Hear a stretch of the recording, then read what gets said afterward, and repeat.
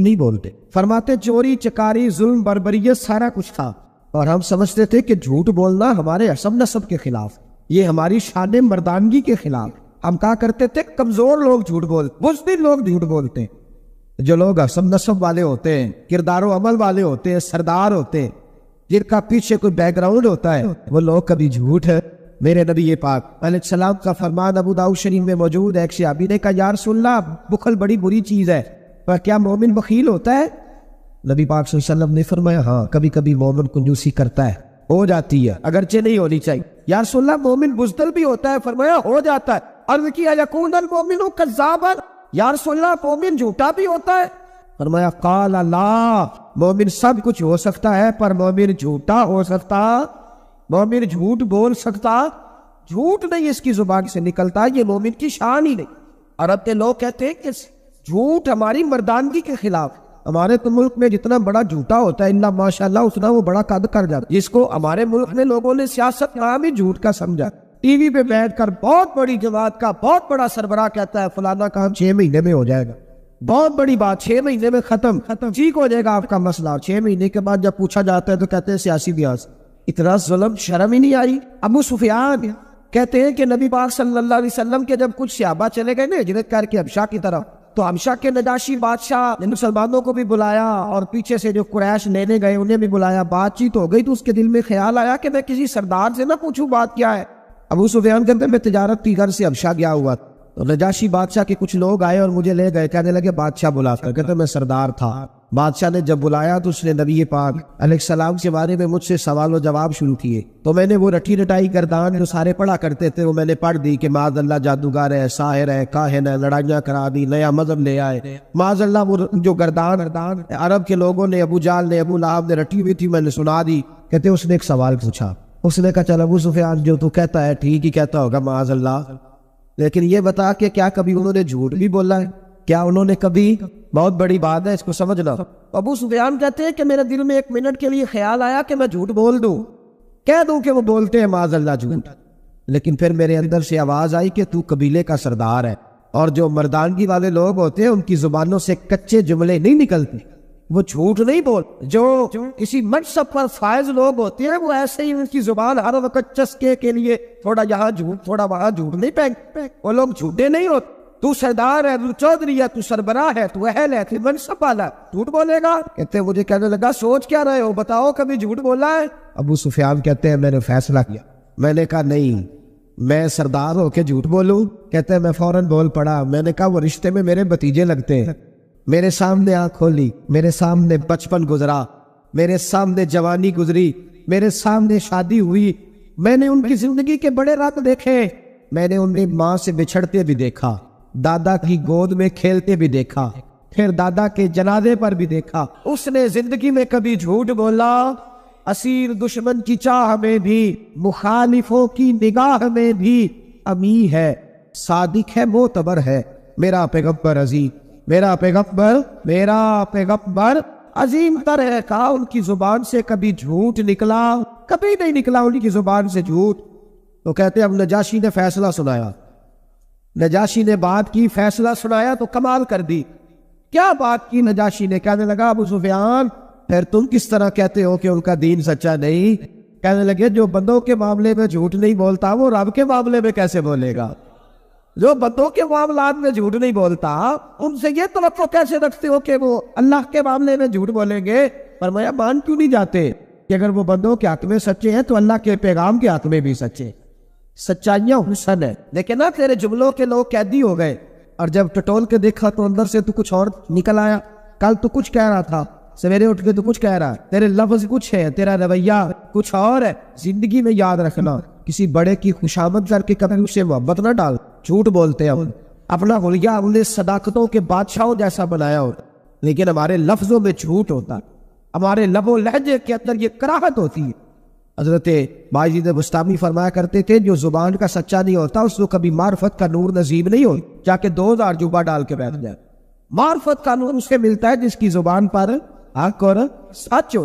یاد رکھ سچائی اتنی بڑی دولت ہے. امام فخر الدین رازی رحمۃ اللہ تعالیٰ نے ایک بڑی پیاری حدیث لکھی ہے. کہتے ہیں نبی پاک صلی اللہ علیہ وسلم کے پاس ایک شخص آیا، اس نے کہا یا رسول اللہ میں نے کلمہ پڑھنا ہے پر 4 چیزیں ہیں جو مجھ سے چھوٹتی نہیں اور آپ ان کو حرام کہتے ہیں، تو حضور آپ حکم کریں کیا کروں؟ فرمایا چل تو بول وہ کیا ہے؟ کہنے لگا جی میں شراب کا بھی عادی ہوں، معاذ اللہ، بولیے استغفر اللہ، سارے بولیے میں شراب کا عادی ہوں، مجھ سے چھوٹتی نہیں، اور پھر کہنے لگے میں چوری کا بھی عادی ہوں، جاتی اور تیسری بات یہ کہ میں معاذ اللہ ثم معاذ اللہ زنا کا بھی عادی ہوں، اور چوتھی میرے اندر بیماری ہے کہ میں جھوٹ بہت بولتا ہوں، یہ عادتیں چھوٹتی نہیں، میں ان کے ہوتے ہوئے کلمہ کیسے پڑھوں؟ آپ کے دین میں یہ شدید بری چیزیں اور مجھ سے چھوٹتی نہیں، تو کیا حکم ہے؟ میرے محبوب علیہ السلام کو اللہ نے بڑی حکمت عطا فرمائی، بڑا نوازا ہے نبی پاک، حضور نے بڑے خوبصورت جملے کہے، فرمایا ایک سودا کر لیں، عرض کی حضور حکم ہو، فرمایا 4 میں سے ایک چھوڑ دے، کلمہ پڑھ لے، سودا کر لے، حضور حکم کرے کون سی؟ صحابہ کہتا ہے اب آپ بول رہے تھے کہ یہ کیا بات ہے، 4 چیزیں حرام میں کب تھی ہے؟ حضور کہتے ہیں ایک چھوڑ دے، میں ایک وعدہ کر، کہا یا رسول اللہ حکم کرے، تو صحابہ کہتے ہیں اب جب حضور نے کہا ایک چھوڑ دے تو ہم پھر تجزیہ کر رہے تھے کہ شراب بڑی گندی ہے، زنا بڑا گند ہے، چوری کسی کے حق میں ڈاکہ ہے، ظلم ہے، لیکن میرے نبی پاک علیہ الصلوۃ والسلام نے کیا خوبصورت فرمایا، فرمایا چل تو جھوٹ چھوڑ دے، کیا چھوڑ دے؟ اللہ اکبر، فرمایا جھوٹ چھوڑ دے، عرض کی باقی؟ فرمایا باقی اللہ فضل کرنے والا ہے، تو جھوٹ چھوڑ دے۔ اب لوگ کہتے ہیں کہ میران ہے کہ اتنی گندی چیزیں، شراب بھی، زنا بھی، چوری بھی، اور حضور نے صرف جھوٹ چھڑوایا ہے۔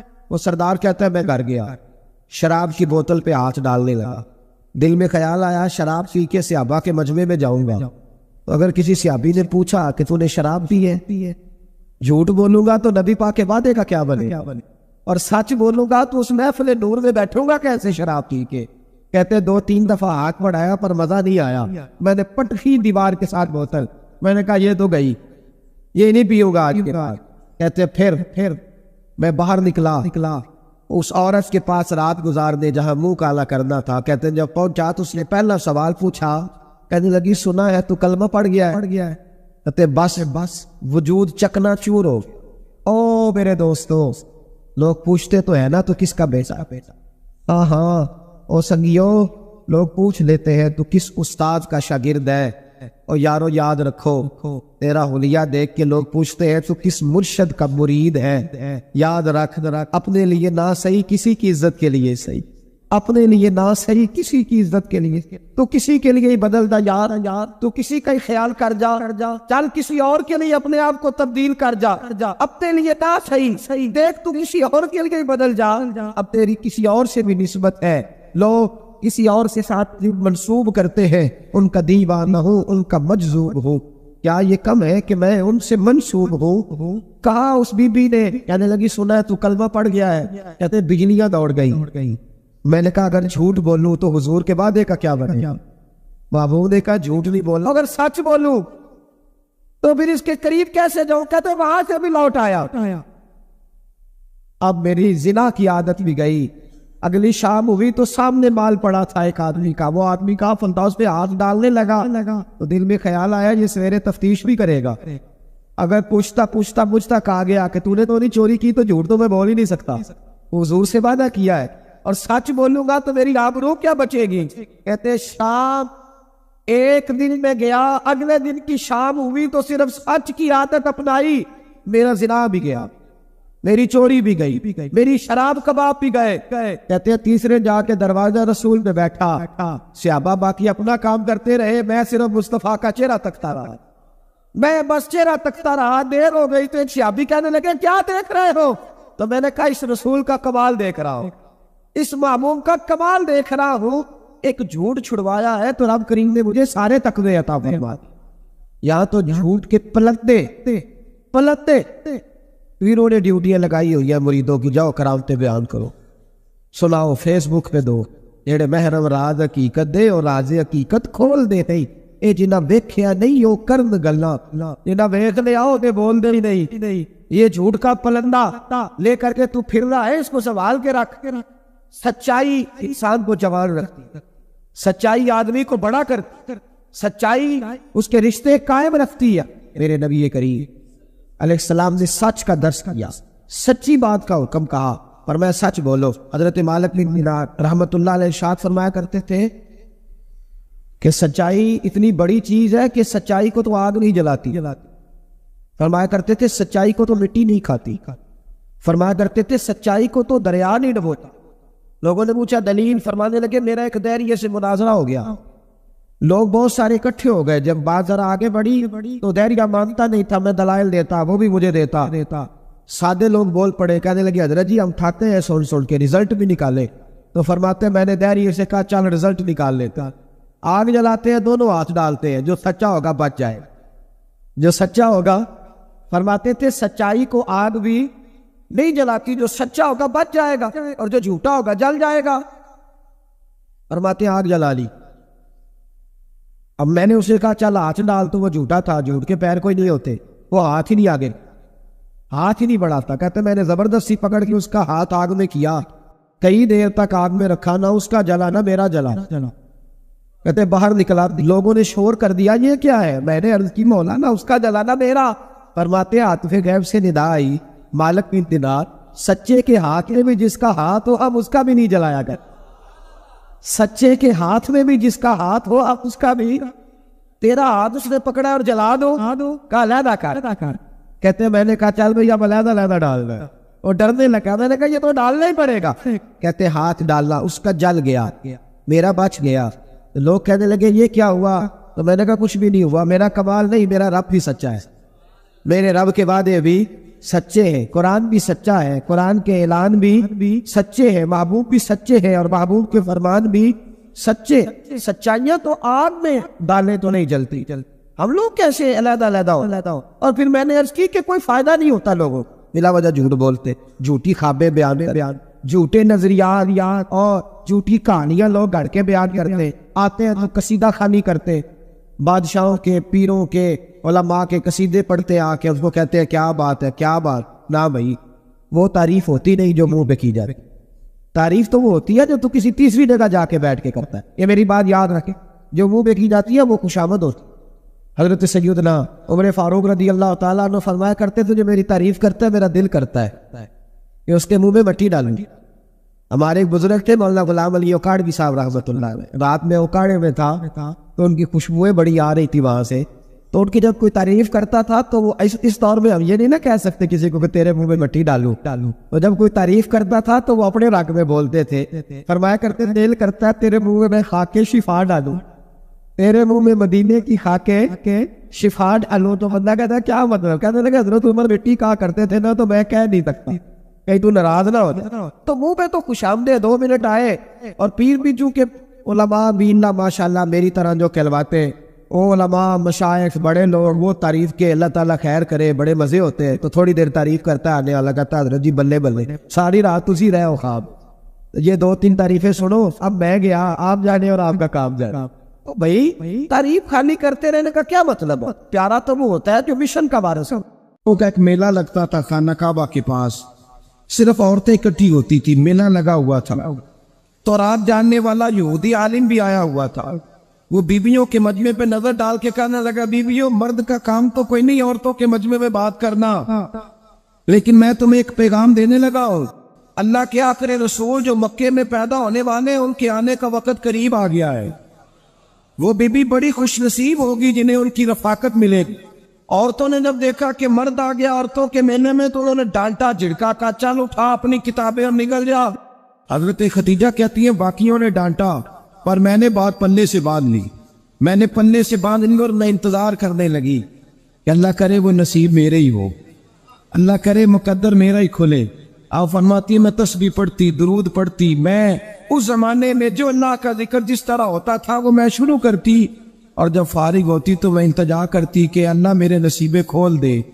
کہتی ہیں آہستہ آہستہ آہستہ آہستہ میں حضور کی تعریف سننے لگی, آہستہ آہستہ تعریف سننے لگی. نبی پاک صادق ہیں, امین ہیں, سچے ہیں, دیانتدار ہیں. اس برے اور مینے معاشرے میں بھی وہ سب سے اعلیٰ بھی ہے اور سب سے اجلے بھی ہے, وہ سب سے پاکیزہ ہے. میں سننے لگی تعارف, آہستہ آہستہ میں ان کی گرویدہ ہونے لگی. ادھر نبی پاک صلی اللہ علیہ وسلم اپنے چچا جناب ابو طالب کے پاس رہتے تھے. قحط آ گیا, حالات بگڑ گئے. حضور سید عالم صلی اللہ تعالی علیہ وسلم سے چچا کہنے لگے بیٹے اگر مال تجارت لے کے شام جاؤ تو بڑا نفع کماؤ گے، ہمیں ضرورت بھی ہے، اور اگر ہو سکے تو ختیجہ کا مال لے کے جاؤ۔ اور نبی پاک نے کہا چچا میں نہیں کہوں گا کسی سے جا کے، میں نہیں کہتا کسی سے جا کے، جو میرے نصیب میں ہوگا میرا رب خود عطا فرمائے گا، میں نہیں کہوں گا۔ مصطفیٰ نے تو نہیں کہا۔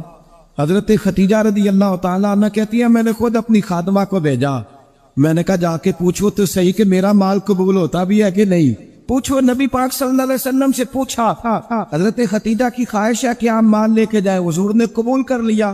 جناب ختیجہ الکبریٰ رضی اللہ تعالیٰ عنہ کے غلام تھے، میسرہ ان کا نام تھا۔ جناب ختیجہ نے ان کو ساتھ بھیجا، فرمایا تین باتیں ارشاد فرمائی۔ ایک تو فرمایا سارا رستہ غور سے دیکھنا میرے نبی کے ساتھ کیا معاملات درپیش ہوتے ہیں، ابھی اعلان نبوت نہیں کیا، فرمایا ذرا غور کرنا، میرے مصطفیٰ کا مطالعہ کرنا اور مجھے واپس آ کے سبق سنانا، وہ جو تم نے چہرہ بددعا کی تلاوت کی ہو ذرا مجھے واپس آ کے سنانا، جنہاں نے دل پر جانی ڈٹھا ہو اکھیاں ہی تک لئیاں، تو ملے ہو تے ساجر ملیا ہو ناسان لگ پئیا، ذرا جا کے نا تلاوت کرنا مجھے دکھ۔ اور دوسرا فرمایا تم میرے غلام ہو تو مصطفیٰ کے بھی غلام بن کے رہنا ہے، میں سنتی ہوں کہ کردار کے، افکار کے، نظریات کی، عظمت کے بلند و بالا، وہ جیسے کہے ویسے کرنا۔ اور تیسری حضرت ختیجہ نے نصیحت فرمائی، فرمایا محمد ابن عبداللہ صلی اللہ علیہ وسلم کی رائے سے اختلاف نہ کرنا، یہ چلتے ہوئے معاہدہ کیا، جو وہ کہہ دے سو کر جانا۔ غلام کہتے ہیں میں ساتھ گیا، باتیں میں نے سن لی، لیکن جب سفر شروع ہوا نا ابھی چند منزلیں طے ہوئی تھی، میں نے کہا ختیجہ آپ نے کیا نصیحت کرنی تھی، ان کے ساتھ جو رہے گا وہ ان کا غلام ہی بن جائے گا، ان کے ساتھ جو رہے گا تو اجے میرا محبوب نہیں ڈٹھا، جن ویکھ کے چن شرماوے، جے رکھے ہاتھ پھلا وچ ہاتھ نال پھلا رل جاوے، تے ادھی راتی چن چڑھ جاندے جدو جلوہ فرماوے۔ مایا جو بھی ساتھ رہتا غلام ہو جاتا۔ میسرہ کہتے میں گیا، تجارت شروع ہوئی، کہتے نبی پاک صلی اللہ علیہ وسلم جب منڈی میں پہنچے تو لوگ قسمیں اٹھا اٹھا کے مال بیچ رہے تھے۔ اللہ کے محبوب جب گئے نا تجارت کرنے تو ایک آدمی کہنے لگا چلو معاذ اللہ بتوں کے نام تھے لات و منات، کہنے لگا لات کی، عزا کی، منات کی قسم اٹھاؤ، تو نبی پاک فرمانے لگے ان کی قسم اٹھاؤ جن کا میں نام لینا بھی پسند نہیں کرتا، ابھی اعلان نبوت نہیں کیا، اور فرمایا ویسے بھی میں قسم دے کے مال نہیں بیچتا، خریدنا ہے تو خریدو، نہیں خریدنا تو نہ خریدو۔ کہتے ہیں لوگ قسمیں اٹھا اٹھا کے پیچھے جاتے تھے، اور میرے نبی جس سے رخ پھیرتے تھے وہ نبی پاک کے پیچھے ہو جاتا تھا، کئی گنا زیادہ نفع کمایا۔ ہم رستے میں تھے، حضور ایک درخت کے نیچے آرام کرنے لگے، ایک عیسائی راہب غار میں بیٹھا تھا، نکل کے آ گیا، مجھ سے کہنے لگا مجھے وہ جانتا تھا، میں سنا یہ کس کو ساتھ لائے، یہ کون ہے؟ میں نے کہا اہل قریش کے ایک معزز آدمی ہے۔ کہنے لگے یار جس درخت کے نیچے یہ لیٹے ہوئے ہیں یہاں عام آدمی نہیں لیٹ سکتا، یہاں وہی لیٹے گا جو اللہ کا سچا رسول ہوگا، یہاں دوسرا کو لیٹ ہی نہیں سکا، یہ رسول ہے، ان کا خیال رکھنا، خیال رکھنا، کاش میں اس وقت تک زندہ رہوں جب یہ نبوت کا اعلان کرے۔ میسرہ کہتے ہیں میں غلام ہو گیا، نبی پاک صلی اللہ علیہ وسلم کی ادائیں مجھے بھانے لگی، جب واپسی پہ نکلے تو گرمی بڑی شدید تھی، فرماتے ہیں جب دھوپ تیز ہوتی تو بادل کا سایہ آ کے حضور پہ سایہ کر دیتا، بادل کا ٹکڑا نبی پاک پہ۔ میرے نبی پاک سے صحابہ نے پوچھا حضور آپ کب نبی تھے؟ فرمایا ابھی آدم کی مٹی گوندی جا رہی تھی، ابھی آدم کی مٹی گوندی جا رہی تھی، میں تب بھی اللہ کا رسول تھا۔ میرے بھائی نبی رحمت سید عالم صلی اللہ علیہ وسلم کے غلام حضرت ختیجہ کے غلام کہتے واپس آیا، اور پہلے بھی کئی دفعہ حضرت ختیجہ کا مال گیا تھا، بڑے نفع آئے تھے، پر جو نفع اس سال آیا وہ پہلے کبھی نہیں آیا تھا۔ کہتے ہیں مجھ سے حضرت ختیجہ کی سہیلی بھی بیٹھی تھی، میں بھی آ گیا، اور جناب ختیجہ کی سہیلی کہنے لگی چل مال کے بارے میں کچھ بتا کتنا بکا، میں نے کہا مال چھوڑو مصطفیٰ کی سنو، اور پھر کہتی چلو ٹھیک ہے، بادل سایہ کرتا تھا، چلو ٹھیک ہے، تم سے راہب نے پوچھا تھا یہ صحیح ہے، انہوں نے تیری سارے رستے بڑی خدمت کی، تیرا بڑا خیال رکھا، پر یہ بھی بتا تجارت کیسے ہوئی؟ تو میسرہ کہنے لگا زندگی میں نے بھی ساری گزار دی ہے، پر اس رسول کے ساتھ 4 دن ہی گزارے ہیں، حد ہو گئی مجھ سے، اور کچھ نہ پوچھو، اور کچھ نہ پوچھو، آ میرے دل آمنہ کے لال کی باتیں کریں، اور کچھ نہ پوچھو، بس ذکر ان کا چھیڑیے ہر بات پر، اور چھیڑنا شیطان کا عادت کیجئے، بس مجھے حضور کے تذکرے بیان کرنے ہیں، ذکر مصطفیٰ کرنا ہے۔ حضرت ختیجہ الکبریٰ بڑی متاثر ہوئی، کہتی ہے مجھے درجنوں لوگوں نے پیغام نکاح دیا تھا، اور میں نے سنی نہیں تھی. میں نے نفیسہ کے ہاتھ پیغام بھیجا. میں نے کہا میری عمر 40 سال ہے، ان کی 25 سال، اور میرا احوال اور طرح کا ہے. وہ شہنشاہ ہے، جا کے پوچھو تو صحیح بھلا میں قبول ہوتی ہوں؟ پوچھو. نفیسہ کہتی ہے میں آئی تو وہ خاتون جن کے لیے لوگ بڑے بڑے قریش پیغام دیتے تھے، پیغام لے کے آئی. تو رسول پاک نے عجیب رنگ بیان کیا اپنی سیرت کا. جب میں پہنچی میں نے کہا ختیجہ نکاح کرنا چاہتی ہے. نفیسہ کہتی ہے میرا خیال تھا کہ کوئی اور ہوتا تو کرسی سے اٹھ کھڑا ہوگا، فوراً کہے گا اچھا جلدی کرو بات کرو. جب میں نے آ کے کہا نا حضور ختیجہ نکاح کرنا چاہتی ہے، تو نبی پاک نے میری طرف دیکھا، فرمایا وہ کہتی ہے کہ تم کہتی ہو؟ کہا وہ کہتی ہیں. تو حضور نے فرمایا ٹھہر جاؤ، میں اپنے چچا سے پوچھ کے بتاؤں گا، میں مشورہ کروں گا، میں پوچھ کے بتاؤں گا. او بھائی، نبی پاک سوائے خدا کے کسی کے پابند نہیں، لیکن میرے مصطفیٰ نے اپنی امت کو یہ درس دیا ہے کہ جو بڑوں کے شفقت کے سائے میں چلتا ہے اللہ اس کی مدد فرمایا کرتا ہے. تجھے کیا پتا تیرا اچھا بھلا کس بات میں؟ کہا نکاح کرنا چاہتی ہوں. فرمایا چچا سے پوچھ کے بتاؤں گا. ختیجہ رضی اللہ تعالیٰ عنہ کہتی ہے انہوں نے پوچھا. جناب ابو طالب کہنے لگے یہ تو خوش قسمتی ہے کہ ہمیں ایسی بہو مل جائے جس کے کردار میں، افکار میں، نظریات میں اتنی نفاست. مصطفیٰ کریم کے ساتھ نکاح ہوا، قربان جائیں. حضرت ختیجۃ الکبریٰ کی شادی ہوئی تو بھائی بڑا مشکل ہوتا ہے، بڑا مشکل ہوتا ہے اپنے آپ کو ڈھالنا. لیکن جناب ختیجہ کی زندگی اٹھا کے دیکھو. میں یہ نہیں کہہ سکتا وہ کروڑ پتی تھی، ارب خرب کی میں بات ہی نہیں کر سکتا. اور 20 نوکرانیاں تھیں ان کے پاس، درجنوں ان کے پاس غلام تھے. لیکن جب رسول اللہ کے دروازہ نور پہ آئی ہیں، انہوں نے میرے نبی کے گھر میں جھاڑو بھی دیا ہے، انہوں نے حضور کے کپڑے بھی دھوئے ہیں، انہوں نے رسول اللہ کے لیے اپنے ہاتھوں سے کھانا بنایا. حضرت ختیجہ الکبریٰ کا حال یہ تھا کہ ایک جوڑا رہ گیا، کئی جگہ سے پابند لگے ہوئے، میں گنڈی ہاتھ ڈور سجن دے اور جنج رکھے اونج رہن ہے، واجب نہیں جے وچ شریعت مندہ قسم لو کہنا. بس ٹھیک ہے، جس حال میں محبوب راضی ہے. کہا ہر چیز قدموں میں رکھ دی اور حضور کے ہر رشتے کا خیال کیا، نبی پاک کی ہر خواہش کا. عورتیں بالخصوص میری بات پہ توجہ کریں جو عرض کرنے لگاؤ. آگ لگی ہوئی ہے گھروں میں، فساد ہے، لڑائی ہے، جھگڑا ہے، دنگا ہے، یہ تیرا رشتہ دار وہ میرا رشتہ دار. حضرت حلیمہ سعدیہ رضائی ماں ہے، جب تشریف لائی تو مصطفیٰ کریم نے فرمایا ختیجہ یہ میری اماں ہے. جناب حلیمہ سعدیہ کہتی ہے میں گھر میں رہی، میری خدمت کی، مجھے کھانا پکا کے دیا، بستر بچھا کے دیا، کپڑے لے کے دیے، اور جب میں جانے لگی تو کہنے لگی آپ میرے مصطفیٰ کی اماں ہیں، پہلی دفعہ آئی ہیں، تھوڑا سا تحفہ نہ دے دو؟ میں نے کہا جیسے مرضی. حضرت حلیمہ کہنے لگی تو جناب حلیمہ سعدیہ کو 40 بکریاں اور 1 اونٹ تحفے میں عطا فرمایا. اور یہ جو بی بی آ کے مالی بنی ہے نا آج، جس درخت کی چھاؤں میں تو بیٹھی ہوئی ہے نا، اگر تو سمجھے تو اصل احسان اس ماں کا ہے جس نے یہ پروان چڑھا کے تجھے دیا ہے. اصل نیکی اس اماں کی ہے جس نے تیرے سر پہ یہ سرتاج رکھا ہے، اور تو اس ماں کو ہی بول گئی ہے. اور شکوہ بہو سے نہیں، شکوہ اس بیٹے سے ہے، بیٹے سے ہے جو علیحدہ بھی ہونے لگا تھا تو اماں سے علیحدہ ہو گیا ہے. اس نے سوچا ہی نہیں کہ ماں کے ہاتھ اٹھ جائے تو عرش کا مالک کہتا ہے فرشتوں سے کہ پیچھے ہٹ جاؤ، ماں اور باپ اولاد کے لیے جو مانگے گے میں فوراً عطا کروں گا. حضرت ختیجہ کے بھائی نہیں تھے، نبی پاک صلی اللہ علیہ وسلم کے سسر حیات نہیں تھے، 2 بیٹے تھے حضرت ختیجہ، اور وہ دونوں بیٹے پچھلے خامن سے تھے. ذرا عقل کی کسوٹی پر تولیے گا کہ کسی بی بی کے بیٹے ہوں اور پچھلے خامن سے ہوں، اس آدمی کا رویہ کس طرح کا ہوتا ہے. لیکن میرے رسول پاک کا رویہ اس طرح کا تھا. میں آپ کو سیرت کی کتابوں سے، امام حلبی نے، کستلانی نے، صاحب فتح الباری نے لکھا ہے رسول کائنات سید عالم صلی اللہ علیہ وسلم سوئے ہوتے تھے اور جاگو اور سنو. اللہ کرے حضرت ختیجہ کا میرے نبی سے رشتہ اور میرے نبی کا حضرت ختیجہ کا رشتہ ہماری سمجھ میں آ گیا تو سمجھ لو ہمارے گھر جنت بن جائیں گے، روشنی پھیل جائے گی. سمجھو اور سیکھو. حضرت عائشہ صدیقہ فرماتی ہے نبی پاک سو جاتے تھے نا دوپہر کو تو کہتی تھی مولا علی سے لے کر ابو بکر صدیق تک کسی کی طاقت نہیں ہوتی تھی حضور کو آ کے بیدار کرے، سوء ادب سمجھا جاتا تھا. اور میں ایک جملہ آگے بڑھا کے کہوں گا، میں کہوں گا اماں جی آپ مولا علی سے لے کر ابو بکر صدیق تک فرماتی ہے نا، ہمارا تو عقیدہ یہ ہے کہ مصطفیٰ سو جائے تو جبریل بھی نہیں جگا سکتے. وہ بھی نہیں آ سکتے، وہ بھی ہاتھ باندھے کھڑے ہیں کہ مولا کیسے جگاؤ۔ حضرت جبریل بھی نہیں جگا سکتے، لیکن حضرت عائشہ صدیقہ فرماتی ہے میں تھی مدینے میں، میں مدینے میں حضور کے گھر میں تھی، نبی پاک میرے گھر میں موجود تھے اور سید عالم سوئے ہوئے تھے۔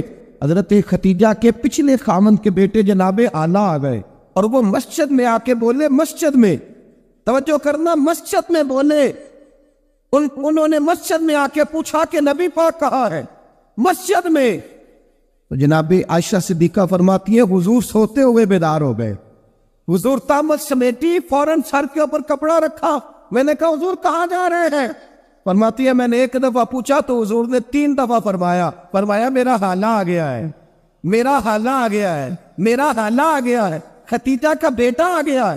میرے رسول پاک صلی اللہ علیہ وسلم نے بی بی کے رشتوں کا جو تقدس بیان کیا اس کو سمجھیے، فرمایا حالہ آیا ہے، بیدار ہو کے خود تشریف لے گئے۔ اور یہ تو حالہ تھے نا، بڑے بیٹے حضرت ختیجہ کے سب سے، ان کا نام ہند تھا، اور حضرت ہند سے کوئی بندہ تعارف پوچھتا نا، نبی پاک کا جو حلیہ ملتا ہے نا کتابوں میں، سیرت کی کتابوں میں، حضور کا مکھڑا کیسا تھا، مکھ چند بدر شاشانی ہے، متھے چمک دی لاٹ نورانی ہے، کالی زلف تیاک مستانی ہے، مخمور اکھی ہے مت بریاں۔ یہ جو حضور کا حلیہ ملتا ہے نا، یہ حضرت ہند کا بیان کیا ہوا ہے۔ وہ بیان کیا کرتے تھے کہ نبی پاک کی آنکھیں کیسی تھی، حضور کے جلوے کیسے، وہ بیان حضرت ختیجہ کے بیٹے۔ کوئی ان سے پوچھتا کہ بڑے راضی رہتے ہو ہند، بڑے راضی رہتی ہو، تو حضرت ہند کیسے راضی کیسے نہ رہو، راضی کیسے نہ رہو، میرے بھائی کا نام علی المرتضیٰ ہے، بہن کا نام فاطمہ الزہرا ہے، ماں کا نام ختیجہ الکبریٰ ہے، اور باپ کا نام محمد مصطفیٰ ہے، میں راضی کیسے نہ رہوں۔ کنز المال میں حضرت عائشہ صدیقہ کی حدیث ہے، جناب عائشہ فرماتی ہے دوپہر کو حضور آرام کرتے تو کوئی آیا نہیں کرتا تھا، ایک دن ایک بوڑھی آ گئی، دروازے پہ اس نے چھڑی پکڑی ہوئی، کہتے وہ اندر آئی تو نبی پاک بڑی تیزی کے ساتھ اٹھے، حضور سید عالم نے قریب بٹھایا، دیر تک حضور باتیں کرتے رہے، دیر تک گفتگو ہوتی رہی۔ فرماتے ہیں حضور نے اسے کوئی اضافی وقت دیا، عام سے آپا اس وقت آتے نہیں تھے، حضور کے آرام کا وقت تھا، اضافی وقت دیا نبی پاک نے۔ اور فرماتے ہیں جب وہ جانے لگی تو نبی پاک نے تحفے بھی عطا فرمائے، اور پھر ایک غلام سے، حضرت بلال سے یا کسی غلام سے فرمایا کہ ساتھ جاؤ اور گھر چھوڑ کر کے آؤ۔ نبی پاک صلی اللہ علیہ وسلم نے اعزاز دیا۔ حضرت عائشہ صدیقہ فرماتی ہیں دیر تک ملاقات بھی، تحفے بھی، انفرادی ملاقات۔ بعد میں نبی پاک صلی اللہ علیہ وسلم لیٹ گئے، میرے دل کے اندر خیال آیا کہ حضور جائیں گے اور جب رات کو واپس آئیں گے تو پھر میں پوچھوں گی کہ حضور یہ بی بی کون ہے، حضور اب آرام کر رہے۔ فرماتی ہے میرا خیال تھا کہ یہ سوال شام تک میرے ذہن میں رہے گا کہ یہ کون ہے، آپ نے بڑا اعزاز دیا، دروازے تک چھوڑ دے گئے۔ حضرت عائشہ صدیقہ فرماتی ہے میں سوچ رہی تھی آرام کر رہے ہیں، اور میں نے جیسے ہی نگاہ ڈالی تو حضور تو گہری سوچ میں گم ہے، نبی پاک سوچوں میں گم ہے اور بے آنکھیں کھلی ہوئی۔ فرماتی ہے میں قریب جا کے بیٹھی، قدموں پہ ہاتھ رکھا، میں نے کہا محبوبہ یہ بی بی کون تھی؟ اتنی دیر آپ نے ملاقات کی اور وہ چلی گئی ہے تو ابھی خیالات ہیں، تصورات ہیں۔ فرماتی ہے میں نے پوچھا تو مصطفیٰ کی آنکھوں میں آنسو آ گئے، نبی پاک رو دیے، اٹھ کے بیٹھ گئے۔ میں نے کہا حضور کیا ہوا؟ میں نے تو آپ کو پریشان کر دیا، میں معذرت چاہتی ہوں۔ حضور نے فرمایا عائشہ ایسی کوئی بات نہیں، اس بی بی کے بارے میں پوچھتی ہو جسے میں نے زیادہ عزت دی ہے، زیادہ پیار کیا ہے، ذرا زیادہ اس کے ساتھ میں نے توجہ کی ہے۔ ہاں یا رسول اللہ میں نے انفرادی رنگ دیکھا ہے، روٹین سے بڑھ کر آپ نے محبت فرمائی۔ تو میرے مصطفیٰ نے فرمایا یہ جو عورت آئی تھی نا، جو میرے پاس بیٹھی رہی ہے، یہ میری زوجہ جناب ختیجہ کی سہیلی ہے، یہ حضرت ختیجہ کی سہیلی ہے، جناب ختیجہ کی سہیلی۔ فرمایا یہ مکے میں ختیجہ سے ملنے آیا کرتی تھی، ختیجہ اسے وقت دیتی تھی، پاس بٹھاتی تھی، کھانا کھلاتی تھی، دکھ سکھ سنتی، اور تھوڑی غریب ہے، جب یہ جاتی تھی تو ختیجہ تحفے بھی دیتی تھی۔ فرمایا آج جب یہ آئی ہے تو ختیجہ کی یادیں تازہ ہو گئی، دیر تک میں نے اس سے بات کی ہے، گفتگو کی ہے، جاتے دفعہ تحفہ دیا ہے، اس لیے کہ حسن العہد من الایمان، اچھے طریقے سے وعدہ نبھانا یہ بھی ایمان کا حصہ ہے، اچھے طریقے سے عہد نبھانا، تعلقات نبھانا یہ بھی ایمان کا حصہ ہے۔ حضرت ختیجہ کی سہیلیوں سے رسول اللہ صلی اللہ علیہ وسلم کا رشتہ، پہلی وحی نازل ہوئی نبی پاک پر۔ اب حضور جب ابتدائے وحی کے ایام آئے تو حضرت خدیجہ فرماتی ہیں رسول پاک غار حرا میں چلے جاتے، کئی کے دن وہاں رہتے، پہلی وحی آئی تو قرآن مجید کی تاثیر یہ ہے کہ لو انزلنا ھذا القرآن علی جبل لرأیتہ خاشعا متصدعا من خشیۃ اللہ، فرمایا اگر میں پہاڑوں پہ نازل کروں قرآن کو تو وہ بھی میرے خوف سے ریزہ ریزہ ہو جائے. اتنی تاثیر ہے. جب حضور کے قلب اطہر پر آیا تو نبی پاک کانپتے ہوئے گھر آئے، زملونی زملونی، مجھے چادر اڑاؤ چادر اڑاؤ. حضرت خدیجہ نے چادر دی، بیٹھ گئے، کہا خدیجہ آج بھی آنے والا آیا ہے، اقرأ بسم ربک الذی خلق، یہ آیات اس نے مجھے دی ہے اور میں بڑے خوف کے عالم میں ہوں. حضرت خدیجہ کے لفظ بڑے حسین ہیں. جناب خدیجہ الکبریٰ رضی اللہ تعالیٰ عنہ کیا فرماتی ہے؟ کہتی ہے یا رسول اللہ صلی اللہ علیہ وسلم آپ غم نہ کرے، رب آپ کو رسوا نہیں کرے گا، عزتیں عطا کرے گا. اور دلیل کیا ہے؟ حضرت خدیجہ فرمانے لگی دلیل یہ ہے کہ آپ غریبوں کی مدد کرتے ہیں، مسکینوں کا خیال رکھتے ہیں، اور محبوبہ کمزوروں کا بوجھ آپ اٹھاتے ہیں. اس کے اندر یہ خوبیاں ہوتی ہے، اللہ اسے عزت ہی عطا فرمایا کرتا ہے. حضرت خدیجہ الکبریٰ رضی اللہ تعالیٰ عنہ سب سے پہلے نبی پاک پہ ایمان لائی. بڑا مشکل ہوتا ہے. ہمارے جو فلسفے کے لوگ ہیں وہ کہتے ہیں بہت بڑا ولی اللہ بھی ہو تو بیوی اس کی مان جائے، یہ مشکل ہوتا ہے کام، یہ مشکل ہوتا ہے. حضرت خدیجہ الکبریٰ رضی اللہ تعالیٰ عنہ سب سے پہلے ایمان. کس طرح کا ایمان؟ کس طرح کا ایمان؟ ابن ماجہ میں روایت ہے، غور کرنا. حضرت قاسم نبی پاک صلی اللہ علیہ وسلم کے صاحبزادے، حضور کی 6 اولادیں، 4 بیٹیاں 2 بیٹے حضرت خدیجہ سے ہوئے، 4 بیٹیاں اور 2 بیٹے. دھوکہ دیتے ہیں بعض لوگ، کہتے ہیں حضرت خدیجہ کی ایک ہی بیٹی تھی. حضرت قاسم حضور کے بیٹے تھے، وہ وصال کر گئے. حضرت خدیجہ ابھی دودھ پلاتی تھی کہ شہزادے پردہ کر گئے. ایک دن گھر میں بیٹھی ہوئی تھی تو کہنے لگی یا رسول اللہ صلی اللہ علیہ وسلم میرے بیٹے قاسم کے حصے کا دودھ میرے وجود میں بھر آیا ہے، کاش میرا رب اتنا موقع دیتا کہ میرا بیٹا مدت رضاعت ہی پوری کر لیتا، وہ دودھ پی لیتا. نبی پاک نے فرمایا خدیجہ تو غم نہ کر، اللہ تبارک و تعالیٰ نے تیرے بیٹے کی مدت رضاعت جنت میں پوری کر دی ہے، جنت میں پوری کر دی ہے. اور نبی پاک نے اپنا اختیار بیان فرمایا ابن ماجہ میں. رسول پاک نے فرمایا اگر تو کہے تو میں یہاں بیٹھے بیٹھے تجھے تیرے بیٹے کی آواز سناؤں، عرض کرو رب کی بارگاہ میں ابھی تجھے سناؤں تیرے بیٹے کی بات، ابھی وہ جنت میں بولے. لطف نہیں آیا آپ کو اس بات کا؟ میں ابھی سناؤں تجھے بات، سیاستہ کی روایت، ابھی سناؤں تیرا بیٹا بولے گا جنت میں، آواز یہاں مکے میں آئے گی، سناؤ. بڑے لوگ کرامت دیکھنا چاہتے ہیں، معجزہ دیکھنا چاہتے ہیں، کہتے نہیں میں تو وہ دیکھ کے آؤں گا. کہا سناؤ. حضرت خدیجہ کا ایمان دیکھیں، کہنے لگی محبوبہ مجھے سننے کی کیا ضرورت ہے، میں خدا کو بھی مانتی ہوں، محمد مصطفیٰ کو بھی مانتی ہوں، میں بن دیکھے ہی مانتی ہوں، بن دیکھے ہی مانتی ہوں، مجھے سننے کی ضرورت ہے. آپ نے کہہ دیا تو سو ہو گیا، مجھے حاجت ہے. حضور کہہ رہے ہیں اگر تو کہے تو دعا کروں، التجا کروں، ابھی آواز اللہ سنا دے، ابھی سناؤ. حضرت خدیجہ کہتی ہے نہیں حضور میں بن دیکھے ہی، میں ان لوگوں میں سے نہیں ہوں جو پہلے دیکھ داکھ کے آئے، پلٹ کے آئے، دیکھ کے سودا کرے، میں تو ان لوگوں میں سے ہوں جو بن دیکھے مانا کرتے ہیں. یؤمنون بالغیب کی کہا کہہ رہا تھا کہ بڑا ظالم ہے چھوٹا بھائی، بلکہ وہ کہے یار ساری باتیں اپنی جگہ پہ رہی، اور وہ کہہ رہا تھا آخر میرا بھائی کے بغیر گزارا تو نہیں نا. تو وہ خلاف واقعہ بات کرے. چھوٹے کے پاس آیا اور آ کے کہا کہ بڑے ایسے میں ہو کے آیا، تو اس نے کہا تمہیں پتہ ہی نہیں، بڑا تو بڑی دیر سے کھا رہا ہے، کھا ہی سارا بڑا گیا. تب یہ بات چھوٹے کو آ کر بتانے کی ضرورت ہے. تو ایسی بات کر جو بظاہر خلاف واقعہ ہو لیکن لوگوں کو جوڑ دے. جوڑنے کے لیے خلاف واقعہ بات کرنے کی اجازت. اب لوگ توڑنے کے لیے خلاف واقعہ بات. چاہیے تھا کہ جوڑتے کہتے تیرا بھائی ہے، میں تو بات نہیں کرنا چاہتا پر ہے پورا ظالم. وہ کیا کرے بھائی، تیرا بھائی ہے، اب رشتے بدلتے نہیں. تو میں نے کہا جناب نے بڑا اچھا کردار ادا کیا ہے، آ گئی ہے سمجھ آپ کیا کہنا چاہ رہے ہیں. تو لوگ توڑنے کے لیے کردار ادا کرتے.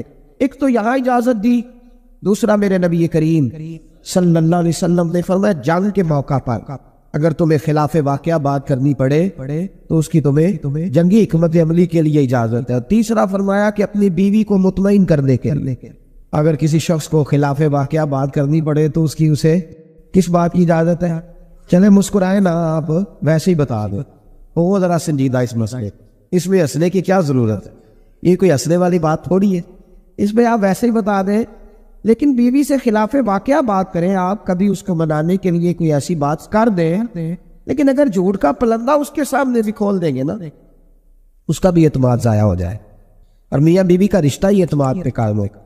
جب وہ سمجھ جائے گی نا کہ میرے ساتھ بولتا ہی جھوٹ ہے، سچ بولتا ہی نہیں، تو پھر یہاں بھی معاملہ صحیح نہیں رہے گا۔ تو یہ 2-3 مواقع۔ ایک چوتھی بات ہے، اس پر بھی تھوڑی توجہ کر لیں تاکہ مضمون کو آگے سمجھنے میں آسانی ہو جائے۔ ایک ہے ذو معنی لفظ استعمال کرنا حکمت کے تحت۔ حکمت کے تحت ایک آدمی کے سامنے کھانا آیا ہے تو وہ کھانا اس کے لیے مضر صحت ہے۔ بعض لوگ بعض چیزیں کھا کے ان کی طبیعت بگڑ جاتی۔ اب سامنے والا کہتا ہے جناب کھانا، تو کہ الحمدللہ جی الحمدللہ، بے شک بھوک لگی ہوئی ہے، لیکن اب وہ کھانا اگر کھائے گا اس کے لیے تکلیف ہے، تو اس کو یہ اجازت ہے کہ وہ سامنے والے کا دل بھی بچا لے اور اپنی صحت بھی۔ لیکن وہاں بھی ہم لوگ نخرہ دکھاتے ہیں، کہتے ہیں جی یہ بلائلر میں نہیں کھاتا، یہ جو بڑا گوشت ہے یہ میں نہیں کھاتا۔ تو آپ صاف کہیں کہ جناب میرا نخرہ بڑا، میرے لیے چھوٹا گوشت پکائے، بات ختم ہو گئی۔ اب سامنے والے کی گنجائش نہیں تو وہ کیا کرے؟ تو اس پہ آپ، اللہ تعالیٰ روزی دیتا ہے نا روز گھر میں، تو گھر میں اللہ تعالیٰ توفیق دے گا تو جب ہمت ہوگی پکا کے کھا لیں، تو دوسرے کا دل بھی بچ جائے گا اور آپ کا جھوٹ بھی۔ اس کی دلیل نبی کریم صلی اللہ تعالیٰ علیہ وآلہ وسلم کو حضرت صدیق اکبر مکے سے مدینے لے کے جا رہے تھے، تو رستے میں ایک شخص ملا، وہ بڑا دشمن تھا اسلام کا۔ اس نے نبی پاک صلی اللہ علیہ وسلم کو دیکھا، جناب صدیق اکبر کو دیکھا، لیکن وہ حضور کو نہیں جانتا تھا، حضرت ابو بکر صدیق کو جانتا تھا۔ اب اس نے پوچھ لیا کہ ابو بکر یہ آپ کے ساتھ کون ہے؟ تو جناب صدیق اکبر رضی اللہ تعالیٰ عنہ فرماتے میرے دل میں خیال آیا کہ اگر میں نے حضور کا نام بتایا تو یہ شور بھی کرے گا اور ہو سکتا ہے تکلیف بھی پہنچائے، تو میں نے ایک حکمت کا جملہ استعمال کیا۔ ہادی کہا کرتے تھے رستہ دکھانے والے کو، تو عرب کے لوگ کسی کو کئی دفعہ ساتھ رکھتے تھے کہ ہمیں رستہ دکھاؤ، اس کو ہادی بنا لیتے تھے۔ کئی دفعہ بندے کہتے تھے آؤ چوک تک چھوڑ آتے ہیں آپ کو، پھر آپ سیدھا یہ روڈ، اس کو ہادی کہا جاتا تھا۔ تو حضرت ابو بکر صدیق کہتے ہیں کہ لوگ تو کہتے تھے نا چوک تک چھوڑنے والے کو ہادی، تو میں اپنے نبی کو اس لیے حاضی کہتا تھا کہ یہ جنت تک چھوڑ کے آئے، اور جنت کے بعد بھی ساری نعمتیں ان کی ہدایت سے ملے گی۔ کہتے جب کہا نا یہ کون ہے، تو میں نے ایسا لفظ استعمال کیا کہ جس سے محفوظ بھی رہے اور سچ بھی ہو گیا۔ حضرت صدیق اکبر عرض کرنے لگے یہ میرے ہادی ہے، یہ میرے ہادی ہے، تو وہ سمجھا کہ یہ چوک تک، گلی تک، اگلے چوراہے تک چھوڑنے جا رہے ہیں، اس طرح کے ہادی ہے۔ کہتے میں نے کہا ہادی ہے، تو وہ کہا اچھا تمہارے ہادی ہے۔ وہ گزر گیا۔ فرماتے میں نے حضور کی طرف دیکھا تو محبوب مسکرائے، گویا محبوب سمجھ گئے کہ ابو بکر نے جو والا ہادی مجھے کہا ہے وہ والا ہادی ہے جو جنت کا راستہ دکھاتا ہے۔